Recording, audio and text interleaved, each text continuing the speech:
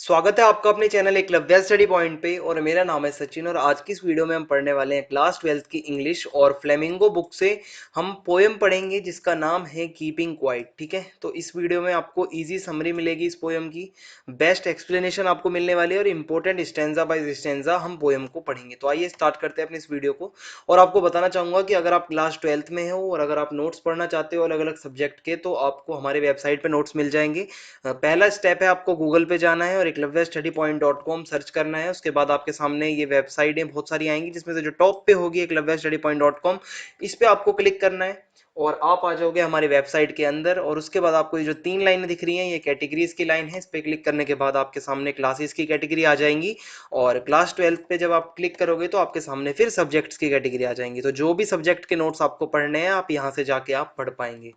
और इंग्लिश की ई book available है जिसमें मोस्ट इंपोर्टेंट क्वेश्चन आंसर्स आपको मिलेंगे। अगर आप इच्छुक हैं लेने के, इंटरेस्टेड हैं, तो आप हमारे मोबाइल ऐप एकलव्य ऑफिशियल को डाउनलोड कर सकते हैं और उसके अंदर जाके आप ई बुक को परचेज कर सकते हैं।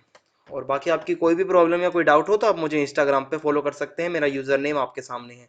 तो आज की जो हमारी पोयम है कीपिंग क्वाइट, ठीक है, तो इसका पहले हम इंट्रोडक्शन देखते हैं क्योंकि ये कुछ ऐसी पोयमों से मतलब बहुत सारी पोयम ऐसी होती हैं जो समझ नहीं आती, मतलब काफी हार्ड कैटेगरी में रखी जाती हैं, तो ये उन्हीं में से एक पोयम है। तो सबसे पहले हम इसका इंट्रोडक्शन देखते हैं ताकि आपको समझ में आ जाए कि अंदर वर्ड्स क्या हैं और उन वर्ड्स का मतलब क्या है। ठीक है, तो इसमें है it is basically an anti war poem, यानी कि ये जो पोएम है ये एंटी वॉर पोएम है। यानी कि इसमें कुछ इस तरीके से बताया गया है कि हमें वॉर्स यानी कि लड़ाई झगड़े नहीं करना चाहिए, मतलब हमें मतलब शांति से रहना चाहिए, लड़ाई झगड़े मतलब नहीं करने चाहिए। और the poet is deeply concerned about violence, जो कि पोएट है वो बहुत ज्यादा चिंता में है किसको लेके, वायलेंस को लेके, जो लड़ाई झगड़े होते हैं, हिंसा होती है, ठीक है, इससे बहुत परेशान है पोएम, जो ये पोएम के पोएट हैं। और क्रुएल्टी टू एनिमल्स, ठीक है, जो एनिमल्स के साथ जो क्रुएल्टी होती है, and the plight of the manual workers, ठीक है, जो प्लाइट है, ठीक है, जो मैनुअल वर्कर्स है, इन सब चीजों से लेके जो है पोएट बहुत ज्यादा चिंता में है। The poet offers a very simple solution to many of our social political and religious problems. अब इन सब प्रॉब्लम्स के लिए एक सॉल्यूशन भी है जो कि पोएट बताते हैं। और सिंपल सा वो सॉल्यूशन ये है, हमारी बहुत तरीके की सोशल प्रॉब्लम्स होती हैं, पॉलिटिकल रिलीजियस प्रॉब्लम्स होती हैं, उसका सॉल्यूशन क्या है आइए आपको बताता हूँ जो पोएट ने बताया है। The solution is self introspection and meditation. यानी कि सॉल्यूशन क्या है कि सेल्फ इंट्रोस्पेक्शन, ठीक है, हमें अपने आप के अंदर अपना निरीक्षण करना है कि हम जो काम करते हैं वो सही है या गलत है। और मेडिटेशन करनी है हमें, ठीक है, जो हम मेडिटेशन करते हैं यही इस चीज का सॉल्यूशन है। Bring in the spirit of brotherhood among the people of world, हमें इस दुनिया के अंदर, ठीक है, जो लोग हैं उनके बीच भाईचारे की जो एक भावना होती है, जो स्पिरिट होती है, वो लानी है। ठीक है, तो ये पोएम का इंट्रोडक्शन था जो मैंने आपको बताया। उम्मीद करता हूं आपको पोएम अब अच्छे से समझ में आएगी। तो स्टैंजा 1 देखते हैं क्या है। Now we will count to 12 and we will all keep still. ठीक है, अब यहाँ पे इसका मतलब क्या है ये आपको बताता हूँ। The poet asks each one of us to count till 12 and then not to do anything, whether it is talking or moving. जो पोएट हैं हमसे ये कहते हैं कि हमें 12 तक काउंट करना है, 12 तक, हमें उसके बाद कुछ भी नहीं करना, ना हमें बोलना है किसी से, ना हमें कुछ हिलना डुलना है। ठीक है, एकदम शांत हो जाना है, स्टिल हो जाना है। ठीक है, और यहाँ पे ये 12 का मतलब क्या है, मतलब वो भी आपको आगे मैं बताऊंगा। And he wants everyone to keep quiet and not to move at all. Poet कहते हैं कि सभी को शांत रहना है, एकदम कीप क्वाइट रहना है, अपने अंदर मेडिटेशन करनी है, इंट्रोस्पेक्शन सेल्फ जो होता है, सेल्फ इंट्रोस्पेक्शन जो है वो करना है। ठीक है, और बिल्कुल भी हमें हिलना नहीं है, ना किसी से बात करनी है।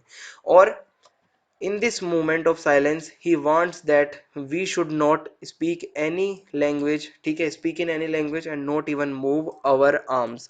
यानी कि हमें यहाँ पे ये जो टाइम होगा जिसमें हम शांत हो जाएंगे एकदम, इसमें हमें कोई भी किसी लैंग्वेज में बात नहीं करनी किसी से, ना ही हमें अपने हाथों को मूव करना है, ना हाथों को हिलाना है। अब इन हाथों का एक और मतलब है यहाँ पे, आइए आपको बताता हूँ।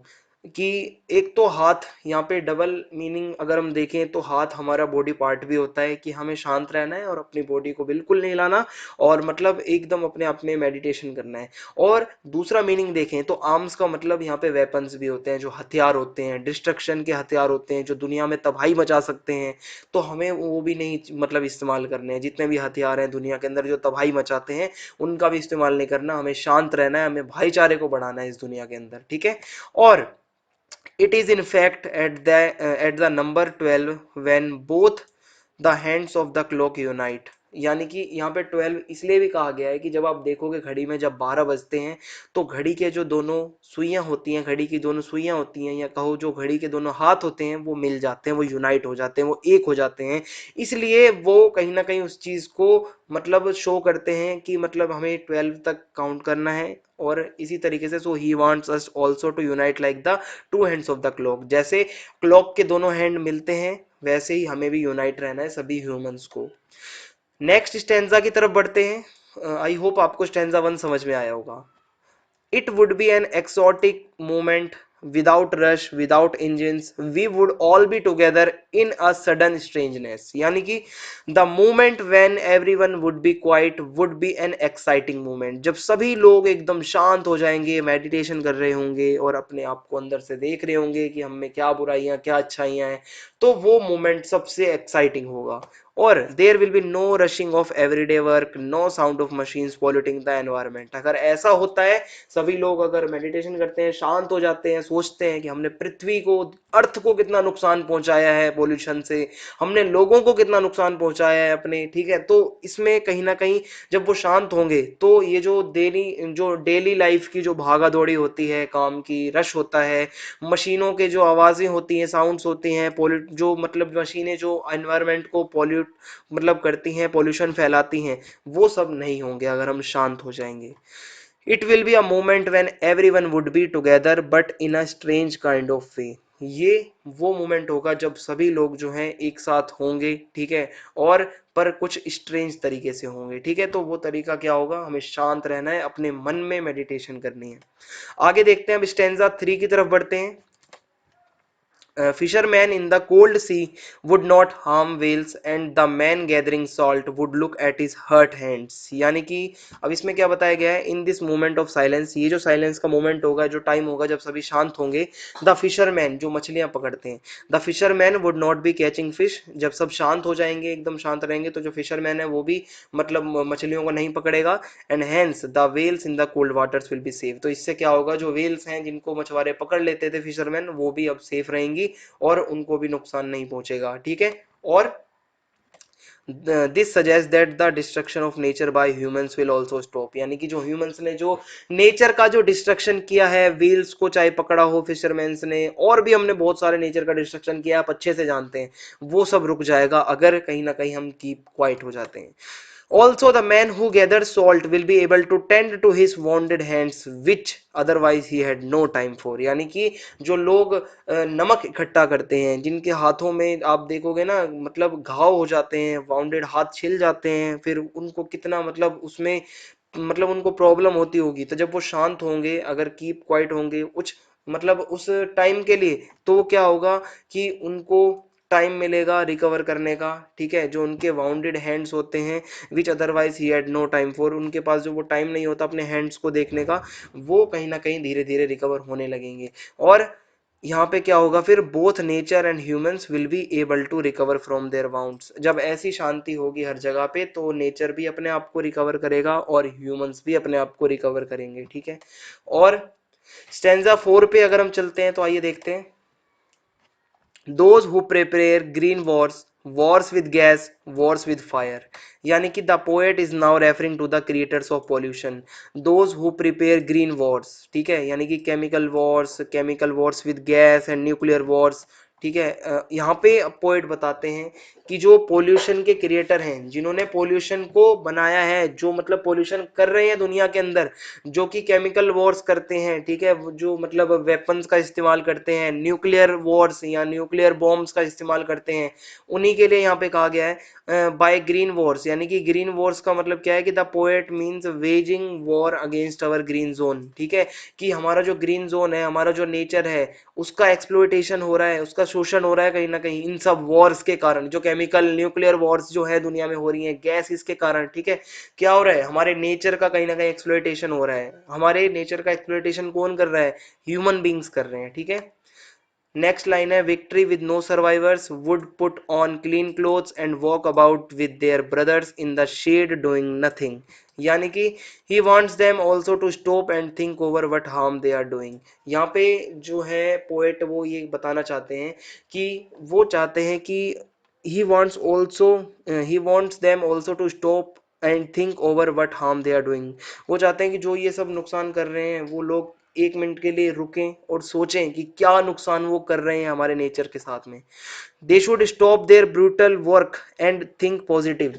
यहाँ पे पोइट चाहते हैं कि ये जो लोग जो चारों तरफ तबाही मचा के बैठे हैं, ये जो बॉम्ब बना रहे हैं और जो पोल्यूशन फैला रहे हैं, इनको रुकना चाहिए। और इनका जो वो क्रूर काम है, एक तरीके से कह सकते हैं, जो ब्रूटल वर्क है, जो नेचर को एक्सप्लॉइट करता जा रहा है, वो सब रुकना चाहिए और इनको पॉजिटिवली ही सोचना चाहिए अपने नेचर के लिए भी, ठीक है, और वर्ल्ड के लिए भी।